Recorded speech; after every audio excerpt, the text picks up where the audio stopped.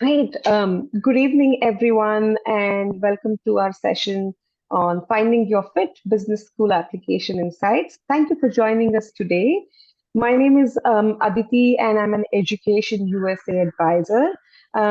We have an excellent session lined up for you, so I hope that you get a lot of information and ask questions. Please feel free to ask all kinds of questions, at the end of the session or even during this session. We would be happy to, respond to the queries that you guys might have. So real quick, before we actually go to the session, I wanted to take just a couple of minutes about Education USA. So Education USA is a US, Department of State, or in other words, federal government supported organization. We are the official source on higher education in the US. The very fact that, Education USA exists is to give you guys accurate, comprehensive, current information, and I think most importantly, unbiased information. So, Education USA, if you think about it, is a global network of student advising centers. There are over 400 such student advising centers in more than, I think now 180 countries and territories, which, it's a pretty large, vast network, for students to get information on the application cycle, application process as you begin that journey. With respect to India, Education USA Center is located in 5 different cities. So wherever there is a US embassy or a US consulate, in our case, that would be New Delhi, Kolkata, Chennai, Hyderabad, and Mumbai. These are the 5 cities where the Education USA office exists. As I said, we are the official source of information on higher education. So any questions you have about how do I, draft my statement of purpose? Where do I even start researching? We are the people you should come to. All our services are free for students. Given that we are the unbiased source of information, I hope that students utilize, our resources. This is some of the information that I wanted to share with you guys, and I will put this out. In fact, I have already put in the chat box our resource sheet along with the information sheet for the program details from the University of Akron College of Business. So you can, download that during the time of the session today, and you'll have access to all this information. As part of providing information to students, we do such specialized sessions. So there could be various topics that we deal with. So today we are talking about business applications. We might do a session on drafting statement of purpose. We might do a session on researching universities or shortlisting universities. So there are all kinds of specialized sessions that we do. If you are someone who is, going to begin the application journey and want to kind of know the nut bolts of the application process, we do an everyday session called Meet an Advisor or Ask an Advisor. It's a free session. We offer it every day from Monday to Friday, at from 4 to 4:45. It's a quick session. So I encourage you guys to join that. I've shared the link to join that session in the resource sheet. Apart from that, we will see a calendar of events, so you can see what session is relevant to you and join that session. We have an excellent, free mobile app that you can download called Education USA India mobile app. It's free for everyone. This is a really good way to get updated with upcoming sessions or even information just on different steps of the application process. Our YouTube channel is an excellent, repository of sessions that we have previously done. So it could be a session on, say, writing, developing your resume. It could be a session, as you can see here, there could be a session on financing your education in the US. And, so many different kinds. So I would really encourage you guys to, go give it a watch, see what questions then you have and reach out to the nearest Education USA center. This is our email address. So post this session, if you have queries or you would like to set up one-on-one appointment with us, we would be happy to do that. So make a note of this. Of course, this is also part of the resource sheet. So you can either take a screenshot or you can, find that information in the resource sheet. So without further ado, I'm going to request today's speakers, Dan Stone and Dr. Ghosh, to take on the floor. I'm going to just, stop sharing my screen, Dan, for a second, and then you will be able to share your screen. The floor is all yours, guys.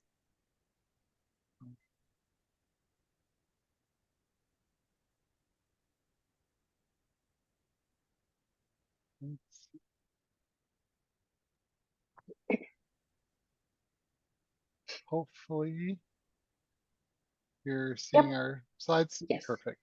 You're all set. Right. Well, thank you for having us today.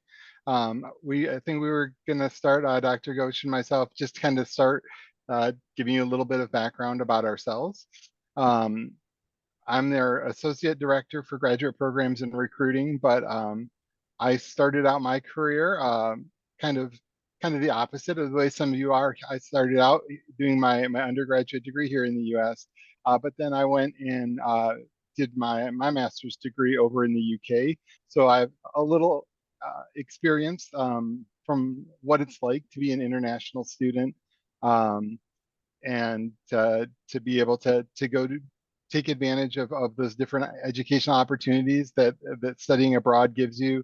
Made a great bunch of friends and connections by doing that, and then I was able to take those and bring those back to kind of extend my experience kind of worldwide, even though I decided to come back to the US after my education.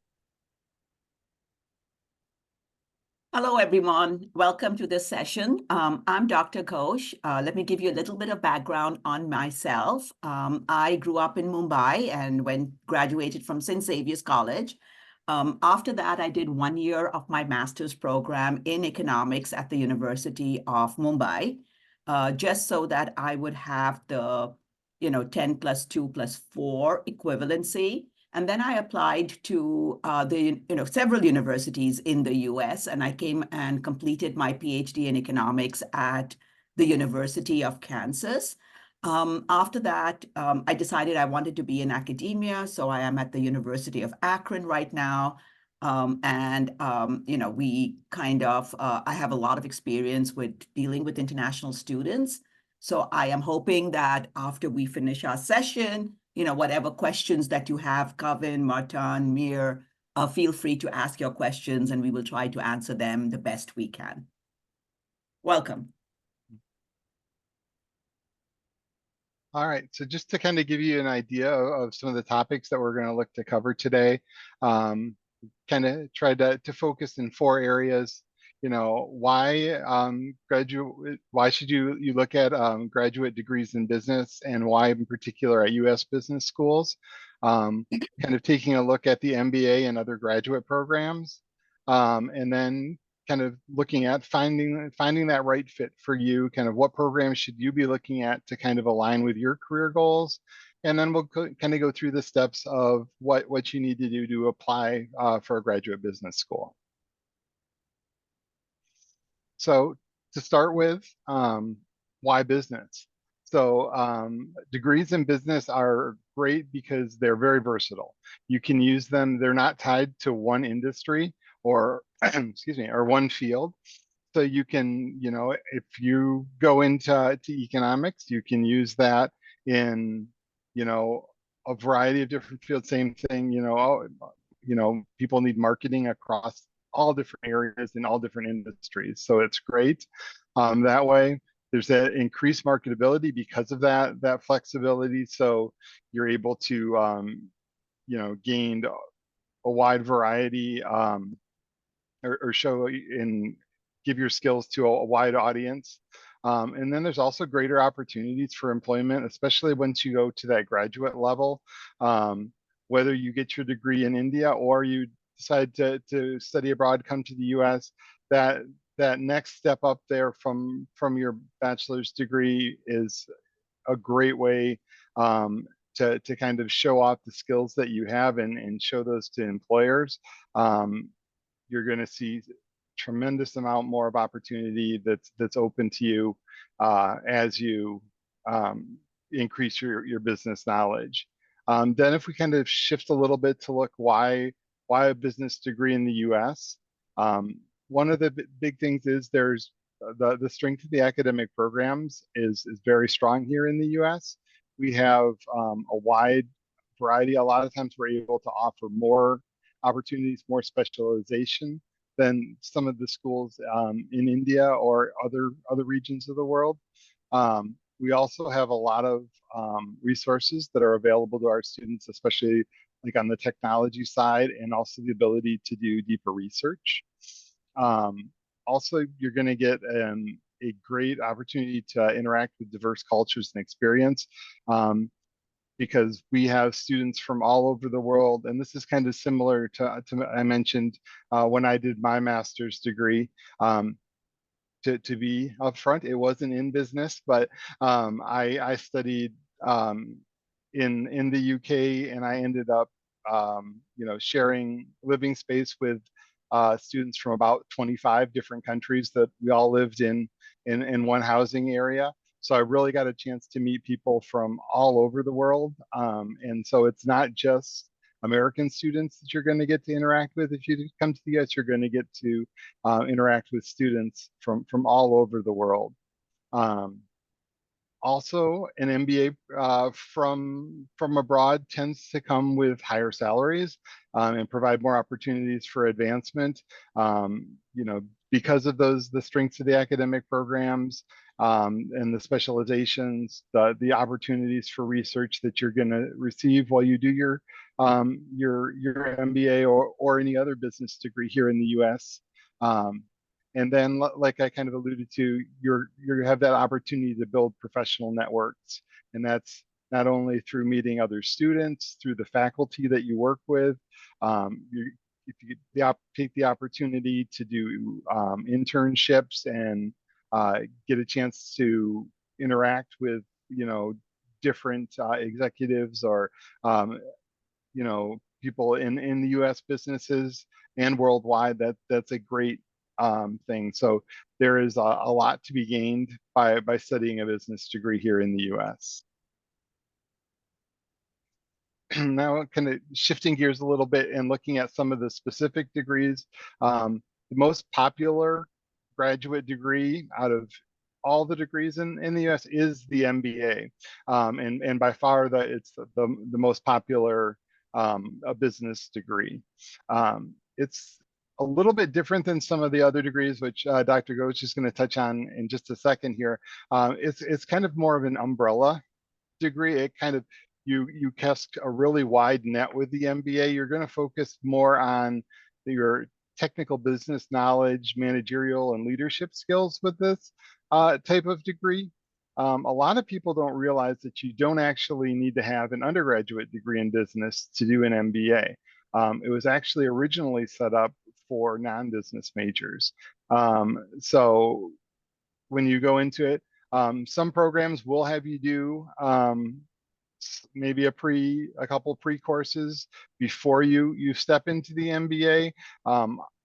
Our philosophy at the University of Akron is that you're already going to hopefully have your specializations within your original degree, and then we'll be able just to move you right into those MBA courses to where you're basically going to be able to take that knowledge you have and then apply it to a business setting to where you can take the knowledge that you're gaining from all these different areas within business to make the best leadership decisions for your companies. And with that, I will turn it over to Dr. Ghosh. So beyond the MBA, there are several other graduate degrees that you can find in a college of business. And here is a list of some of the degrees that you can find in various business schools. Dan already talked about the MBA, but beyond that, you can have a Master of Finance degree. You can have a Master of Science in Accountancy. You can have a Master of Science in Economics. You can have a Master of Science in Management. You can also have a Master in Taxation. So just to open up your minds to looking at other degrees which may be suitable for you when you're looking at different colleges, gives you a sense of what is it that you really want to go after next. So let me address, as a student, you're looking at this, you're at this session, and you need to, kind of figure out, should I apply? And if I do apply, what type of program should I apply to? So typically, if you have completed your bachelor's degree, you can definitely consider applying to graduate schools in the United States. Beyond that, if you are already working and you're early in your career path, that's of course always another option for you to say, I want to continue in graduate school and I want to get a graduate degree. And in that case, you could consider not only graduate programs in India, but of course, graduate programs in the United States as well. Very often people who are already in their career path and they want to change their career path, look at coming back to the business school. So for example, maybe you've already started out on a pathway where you're exploiting your engineering degree as an undergraduate, but you want to change your career. Well, the MBA is meant for students like you who want to do a change in career so that you get an MBA and then move over to maybe what the next bullet is saying, to a management side of the job arena. Sometimes you may be already doing something, you just want to get deeper knowledge. So your undergraduate degree could be, for example, in accounting. Maybe your undergraduate degree is in economics. You want to gain deeper technical knowledge, while the master's degree is what is giving you an option to gain that deeper technical knowledge. And then the last reason why you may consider doing a master's degree is if your end goal is a PhD degree. Very often, if your end goal is a PhD degree and you're coming from straight out of a bachelor's degree in India or an undergraduate degree, the master's degree can be a good stepping stone to a PhD program because the master's degree can be completed in about a year's time. It gives you the experience of being in graduate school without the intensity of a PhD program, and it conditions you much better to apply to maybe higher ranked PhD programs because you're already gone through a 1 year or a 1.5 year master's degree in the US. So, going back to what kind of graduate business programs should you consider? Like Dan said, MBAs are the most common and the most highly enrolled programs in the US. Now, within the MBA, when you're doing your studying and you're doing your research, keep in mind that you can have MBA programs with a lot of flavors.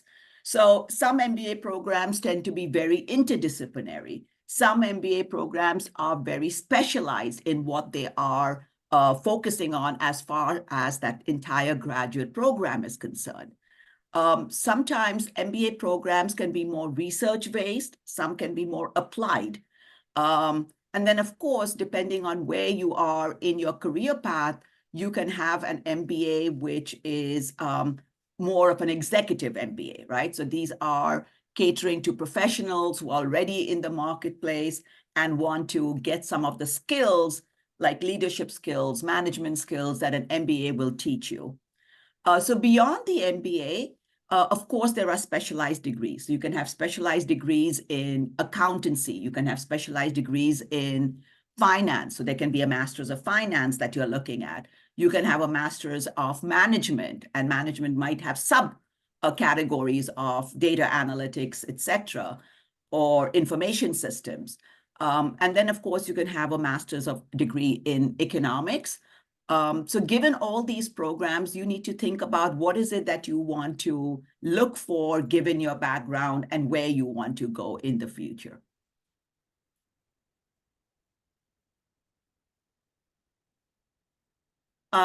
So one of the things that, again, is really important as an undergraduate student is trying to find the right fit. Like, what is the right place that I should go to and apply for?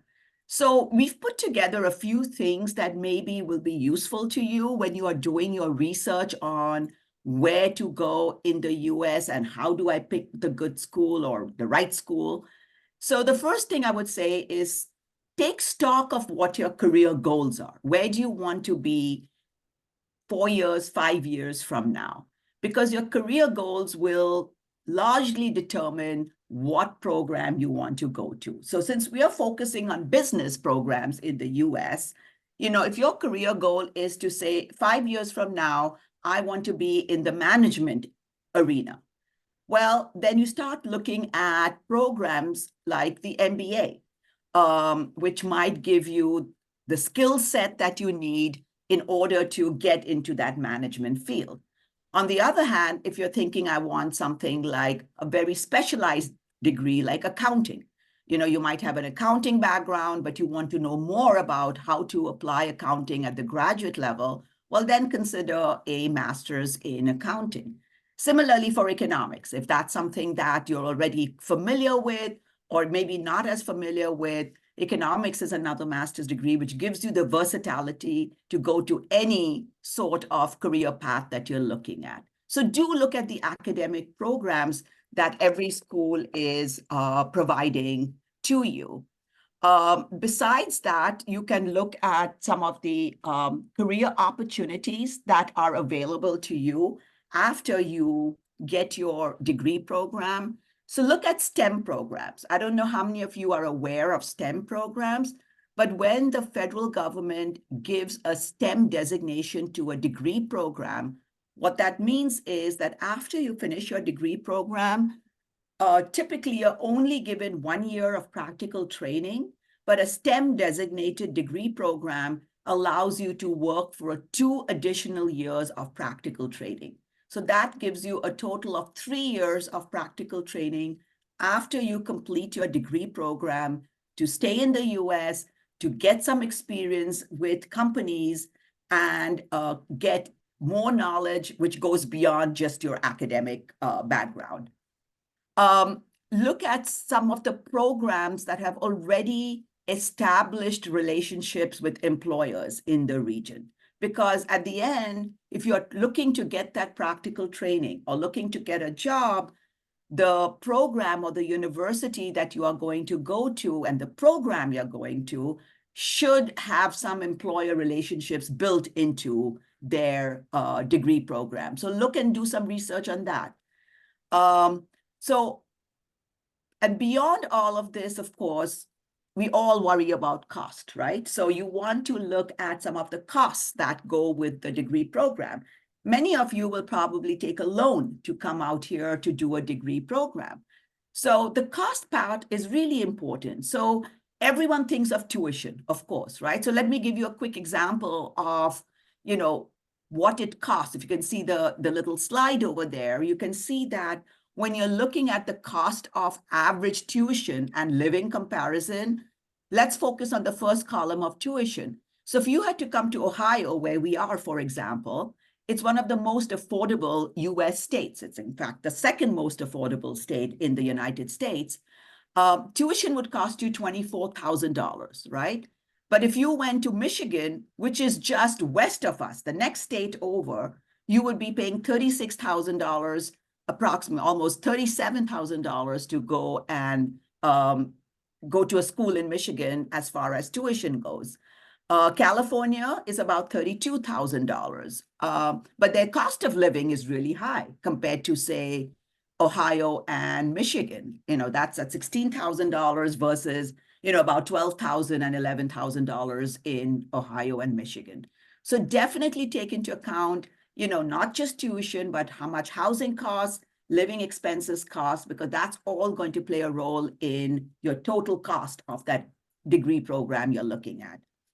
And then finally, look at the location. Where do you want to be? Do you want to be in an urban environment? Do you want to be in a rural environment? And that just depends on your preferences of what you're looking for. When I say rural, I mean a lot of schools will be in an area where you may not have a large cosmopolitan city close to you. And as an international student, that adds one more layer of complexity in your life, because that international airport that you need may not be really as close to you as you would like it to be. So very often you may have to drive an hour and a half or so to get to a large airport for you to fly out. So it just depends. There's no right answer here. It just depends on what you are looking for in your graduate degree program. And then finally, the international community. As Dan said, the beauty of coming to the United States is the fact that you meet people from all over the world in the graduate program. So look up, every school will give you the data on, what you are looking at as far as what proportion of students are coming from which country. Some of my fondest memories as a graduate student here is all the connections I've made. And I did my degree over 25, 30 years ago, but I'm still in touch with some of my friends I made who are right now in Italy. Some of them are in Ghana, and I'm still in touch with them, and I can travel and visit them. And it all came from my graduate degree program in the US. So I think that's a really important part of your degree program when you're looking at the graduate programs over here. All right. So now we're going to shift our gears a little bit and so we've talked about the whys and the things to consider. So now, hopefully after you've made that decision, you know which degrees you're looking for, what that best fit for you is. It's like, how do you go about and apply for these? So we're going to take a look at the application process here. And we identify the 7 probably most important steps along the way here.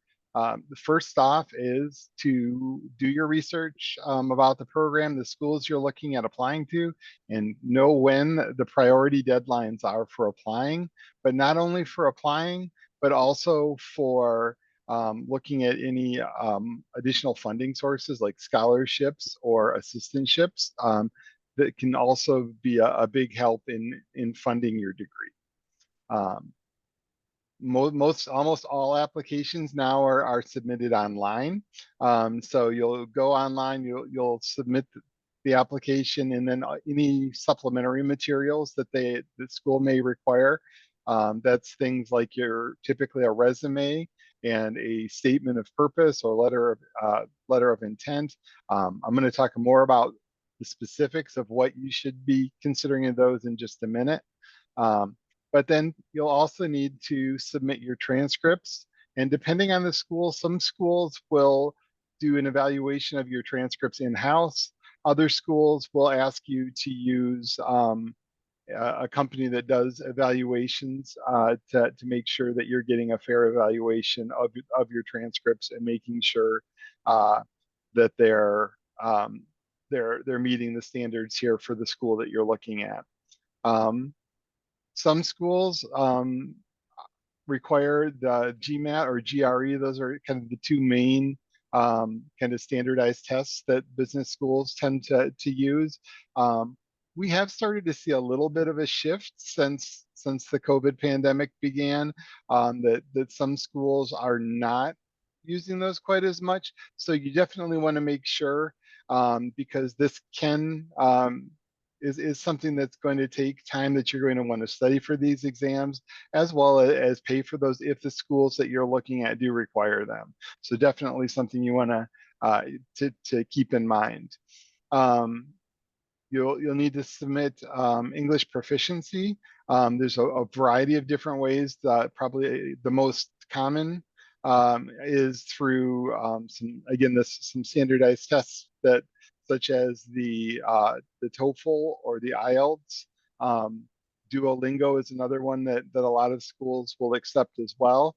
Also, though, if you've done any of your education where English was the main or the primary source of teaching and administration, a lot of schools will accept that if you've completed your whole bachelor's degree in a setting such as that. So that's, again, you're going to want to make sure that you check with the schools that you're looking at to see if they're only accepting the testing or if they will accept other alternative methods for satisfying that English proficiency. Also, as far as some schools will require references while others don't, when you're looking at who would be a good reference, some of the things you want to consider, Usually you want to make sure that you have at least one of them is a former professor or academic reference. If you have, especially if you've been out in the workforce a little bit, it's great to have one from either a current or former employer. Those can go a long way. As business schools are looking at those, they can really see how you've applied the knowledge that you've already gained, and how you'll be able to take that and use it within a graduate program. And then the last thing is, and sometimes this is included automatically in the application, but to look to see if there's any additional applications that you may need to fill out for scholarships or assistantships. Each university is different when it comes to those type of things. So you may, like I said, automatically get it considered for scholarships, assistantships when you apply. Other times you may have to reach out to the individual department or professors even. If somebody's doing a research assistantship, it may be that you want to reach out to them. Here at the University of Akron, for example, it is a separate step from your initial application for us, but then we have everybody apply just through the College of Business, and then we're able to identify who are the best fits for our faculty to help as a teaching assistant or a graduate assistant. So there's a lot of different paths that you can kind of go by. You just want to make sure, though, you're doing it. One, the most important thing is do your research on the schools you're looking at applying to, find out exactly what they need, and then make sure that you're getting it to them in a timely manner. Now, what are admission committees looking for, and basically how can you set yourself apart? So work experience is one of the things that they're going to look for. Now, that doesn't always necessarily have to be, if you're going right from your bachelor's degree to a master's program such as an MBA or one of the more specialized business degrees, you may not have, obviously you're not going to have 5 years of experience probably in the business realm, but you probably have had some sort of experience. Maybe it's a part-time job while you've been working through college. So anything like that that you can show, that you've had some experience in the business realm, whether it's customer service related, whether it's more technical skills, are always something that's going to look good when you're doing that. Same thing with leadership skills. That's something that it's real, especially in a business graduate program, because we want to be leaders in business. So whether that's just some activities that you've done in your community or during your undergraduate degree, any leadership skills, especially team building, being able to work with a diverse group of people, those types of leadership skills are definitely things that can help you stand apart. Then real quick, just to talk a little bit about the 3-year versus 4-year degrees. Most American schools will accept a 3-year degree, but it needs to be from an NAAC A-rated university, and you have to have a first division ranking in there. So 4-year degrees are a little bit easier to meet that. So if you don't have, if that first division or your school wasn't the NAAC A ranking, it may be better for you to look at maybe adding one, doing an additional year to build up that experience and that credibility for your transcripts. Probably one of the most important things you can do is highlight the skills that you have and how they relate to the field that you want to go into. So don't be afraid, to, being modest is a good thing, but when you're dealing with admissions committees, they want you to be proud of the work that you've done. So make sure you're highlighting those skills that you have, the experiences that you've done. that can go a long way. One of the best ways that you have to kind of highlight these is your statement of purpose. So when you're writing that statement of purpose, the things that you want to really consider and kind of focus on is letting those universities know why you're interested in their program.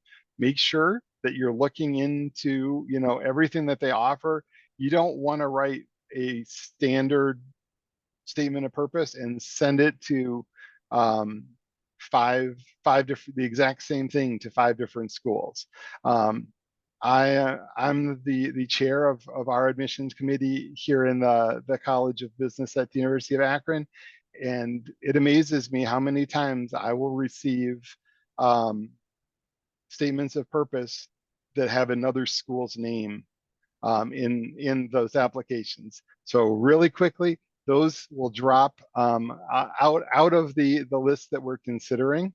So little things like that, make sure tailor each one of these statement of purposes to the individual school that you want to apply to.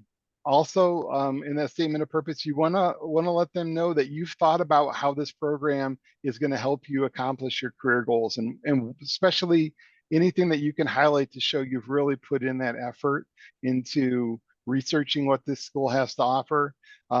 So you can show like how the University of Akron, for example, can really help you achieve that your career goals of getting that PhD in economics. For example. And then again, just kind of highlighting those skills that you have, kind of what makes you stand out. If there's an area that you feel you may have a weakness, this is a great spot for you to also go, let that admissions committee know, hey, I realize I have this weakness, but I've been working on it by doing, you know, all these different things along the way to really strengthen this. And I think that your program might be one that can help me to fill in that gap as well as reach those career goals. So I hope that gives you at least a little bit of an idea of things you really want to focus on, you know, and that can help set you apart when you're working on that statement of purpose and with admission committees in general. To kind of round out our presentation, we just wanted to tell you a little bit about the University of Akron's College of Business. We have 5 different master's degree programs. We have our Master's of Business Administration with 3 different options. So we have, if you want to stay in India and still do a degree, you can do our online degree. However, you don't get quite as much the interaction with those international students with our faculty. So really, you know, our evening program is kind of the ideal MBA that we offer for our international students. We have our Masters of Science in Economics, which I'm sure Dr. Ghosh can tell you a lot more details about that, since she's the department chair for economics. We offer a Masters of Science in Management and Business Analytics program with kind of concentrations in both supply chain management and information systems management. And then we have 2 accounting master's degrees, with our Masters of Science in Accountancy and our Masters of Taxation. And with these programs, the 2 MSM programs, the economics and our accountancy program, are all STEM programs. So again, like Dr. Ghosh mentioned, that gives you that 3 years of optional practical training to stay and gain that experience here in the US. One of the other things that really makes us unique is our location. We're in a smaller metropolitan area, but we're very close to larger ones. We're only a half-hour's drive away from Cleveland, less than 2 hours from Pittsburgh, Buffalo, New York, Columbus, Ohio. So lots of different business opportunities within a very close range. Less than an hour flight from New York or Chicago to get to some of the really large cities in the US. But we also have a huge alumni network that's really active and works for their students. We have over 33,000 alumni, and we have over 1,000 of those are in C-suite leadership positions within corporations. The last thing I want to touch on is our value. All of our programs are 30 credits for the master's degree. There are a couple like the accountancy and maybe the taxation. If you don't have a background in those areas, there's some additional coursework that you need. But the core of those degrees are 30 credits each to be able to complete those. And you can do, as an international student, the tuition and fees for those programs is under $28,000 for the entire program. So that doesn't include your housing costs and things like that, because you have a lot more flexibility on that. But we provide a great value, and we're also accredited by the AACSB, not only in business, but also in accounting. And the AACSB, if you're not familiar with them, they're the top accrediting body in the world for business schools. And that puts us in the top 1.15% of all business schools in the world.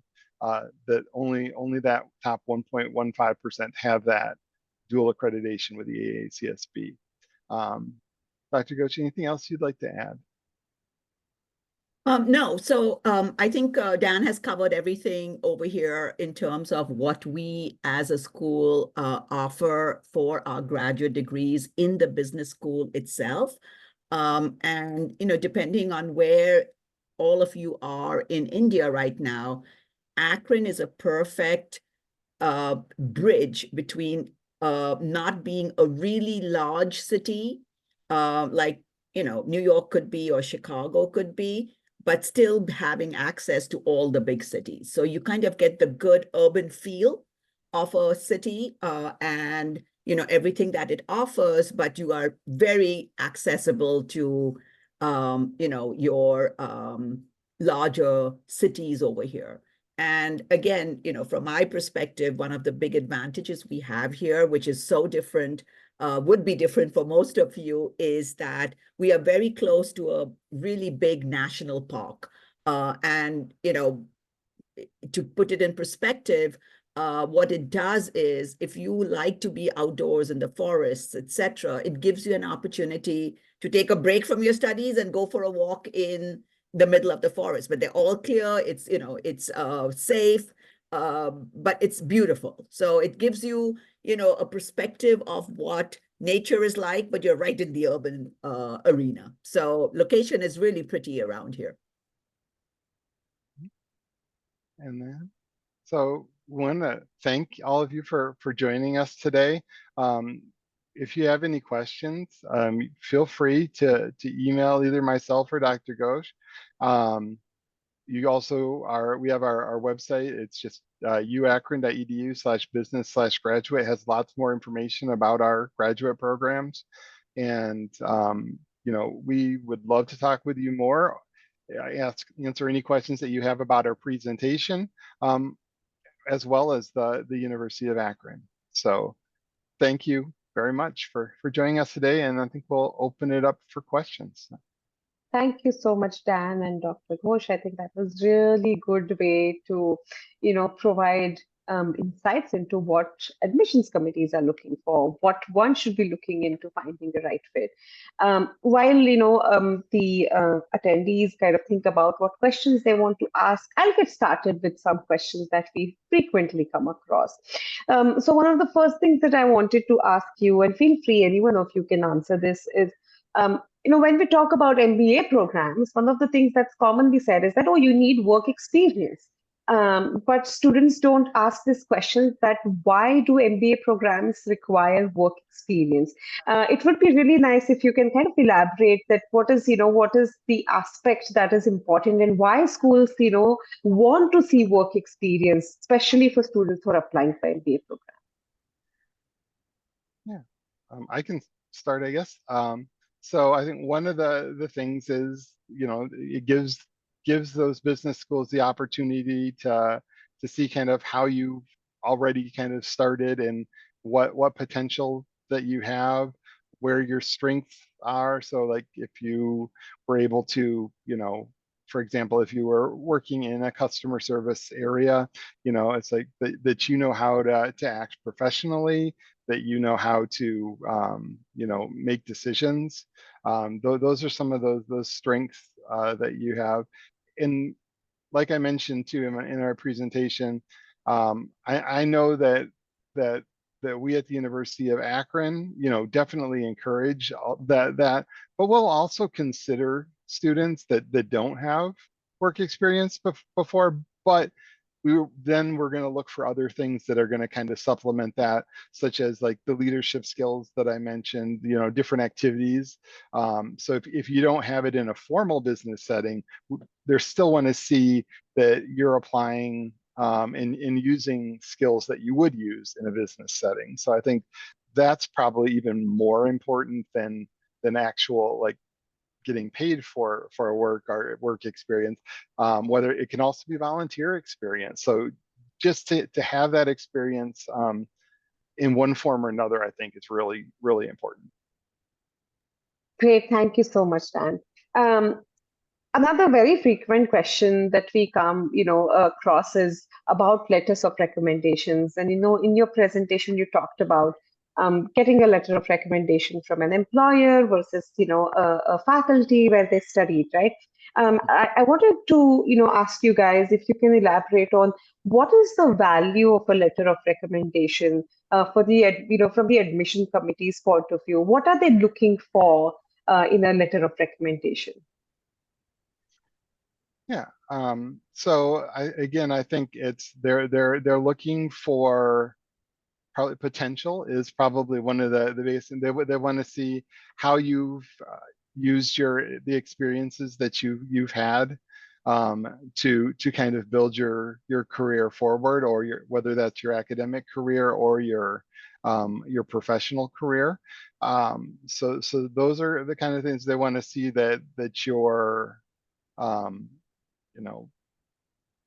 showing, what's the word I'm looking for, that you're kind of you're being ethical in the way that that you've worked. So they're looking for character strengths as well as your actual skills. A lot of times admission committees can look at your transcripts to see how your academic abilities are, but this is kind of these letters of recommendation kind of can help fill out some of maybe the character issues and your desires. And also it gives that an opportunity. These are going to be people that have interacted with you frequently, so they're going to be able to really kind of help you tell these admission committees kind of what your goals are and how you'd be a good fit for their institutions.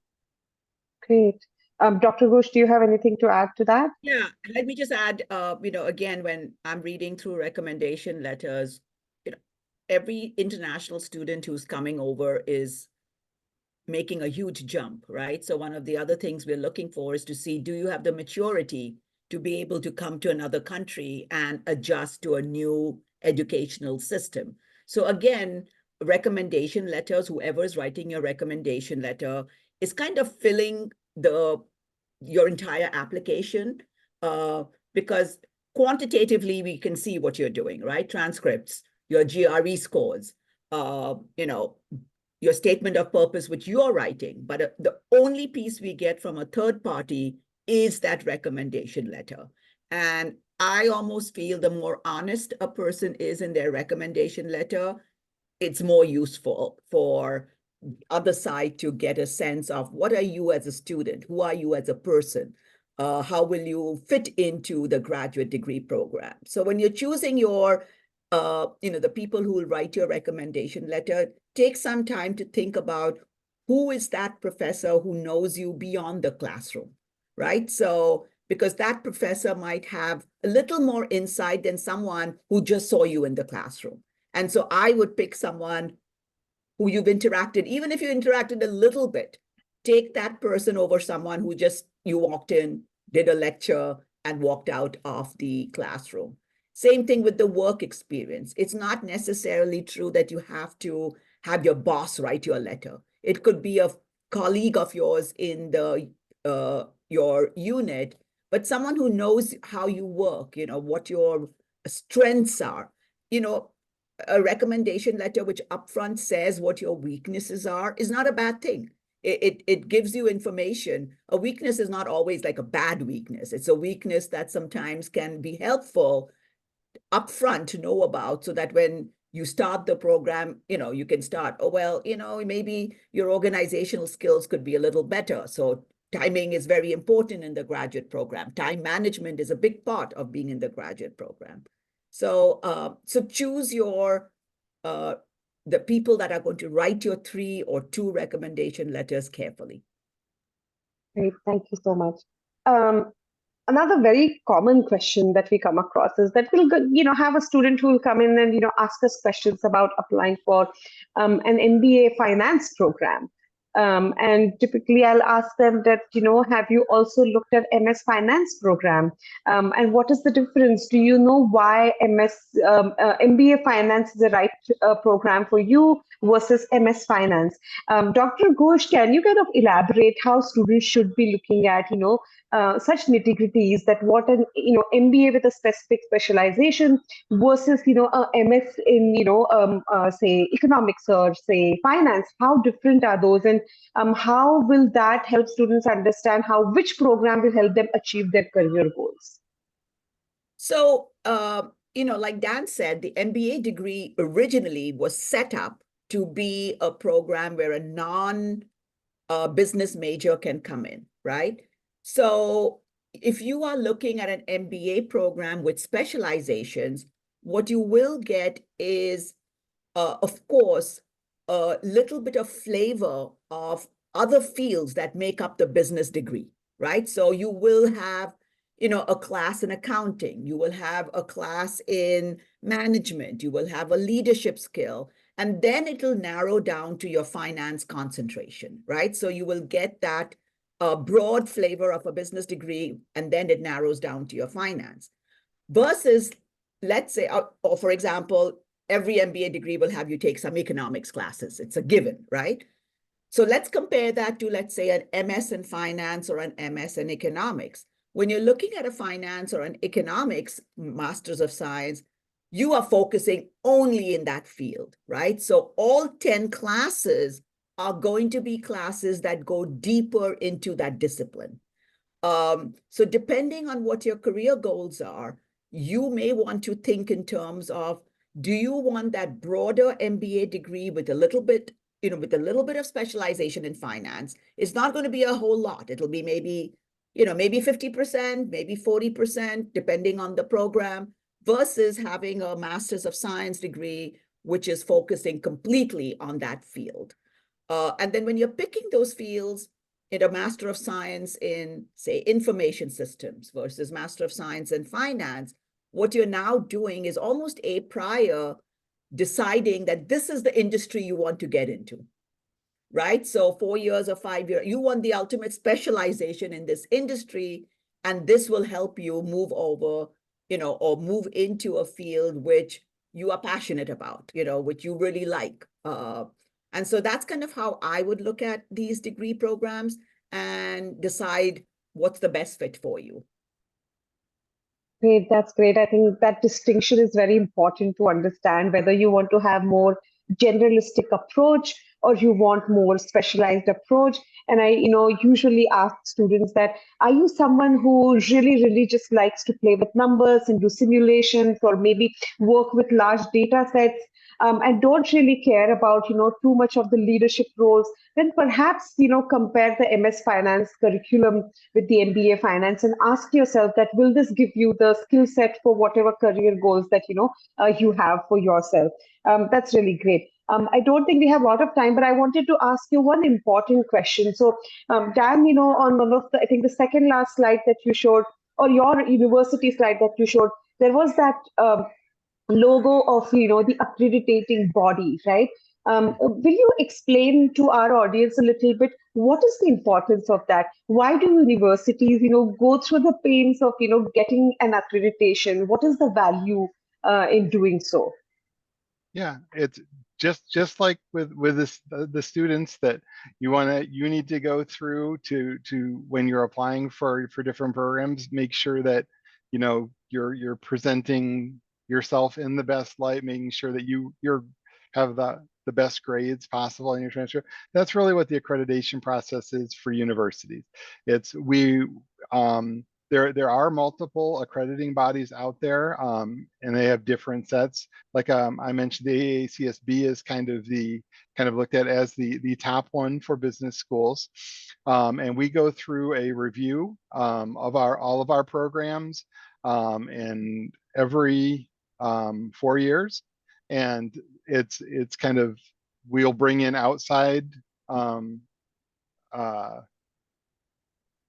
members of the AACSB will come in to do a review. They'll give us their feedback. It gives us the opportunity to make sure that we're providing, the best education that we possibly can. So, and then if there's anything that's not meeting standards, it gives us a chance to fix those and correct them. So it's definitely definitely an important thing to look for. If you go and you see a school that doesn't have that accreditation, this is very different from like when you see rankings that are just kind of done. Anybody can go out there and identify a school that has those rankings. But if you really look at the accreditation, that's where that people have actually put the time and effort in. They're following a set of standards and guidelines to make sure that the schools that have those accreditations are meeting those highest standards. Great. I mean, in other words, if I can say this, that through the process of accreditation, the universities also demonstrate the rigor of the program that they're offering, the quality of the program and the education that they're offering. So it's very important, important for the students who are joined in today or will watch this session later, that this should be a very important factor when you are researching universities and trying to find out, right fit for you. I think we have one question in the audience, asking about scholarships, for graduate programs. And this particular student is a state level athlete. I'm not sure if you have a definite answer, but, if you can just, give a response to that. Sure. So typically, from the graduate school side of things, the scholarships would typically be more of an academic based, but on a university level, in those types of athletic scholarships would go through a school's athletic department. So there's still definitely an opportunity, and we have several of our current College of Business graduate students that are athletes on the university varsity level, and some of those will compete internationally as well. So very, very high level. So there's definitely opportunities to do that. Typically, you would want to reach out to the athletic departments at those schools for or the individual coaches.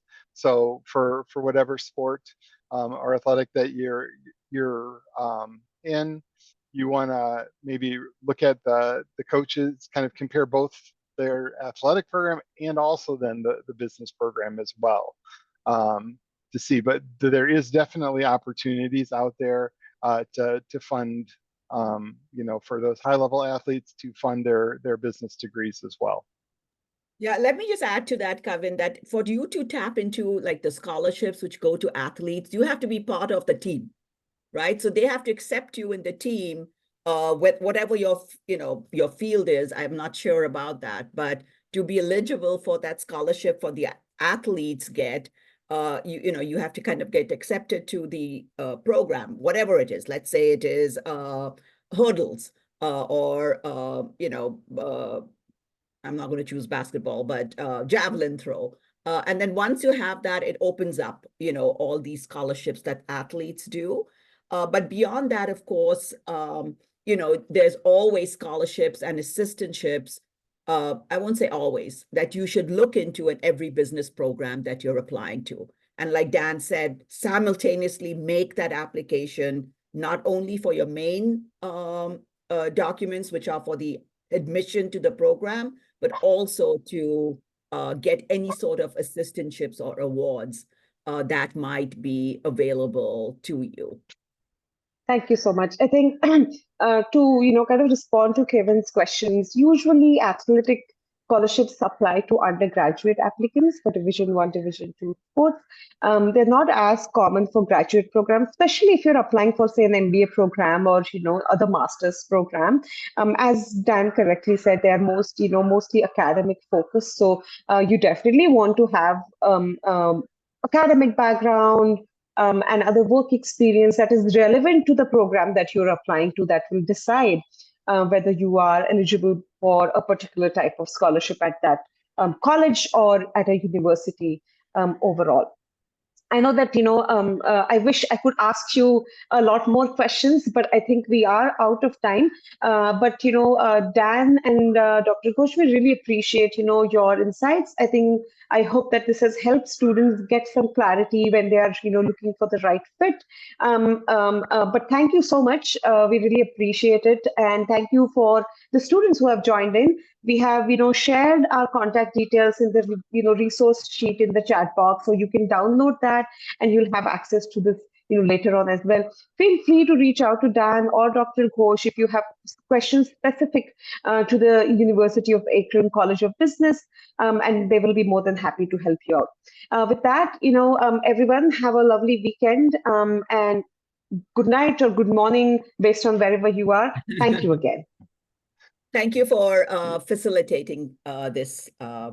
We appreciated having the time to talk to all the students that joined the session. Absolutely. It's been my pleasure. Yeah, thank you. My pleasure as well.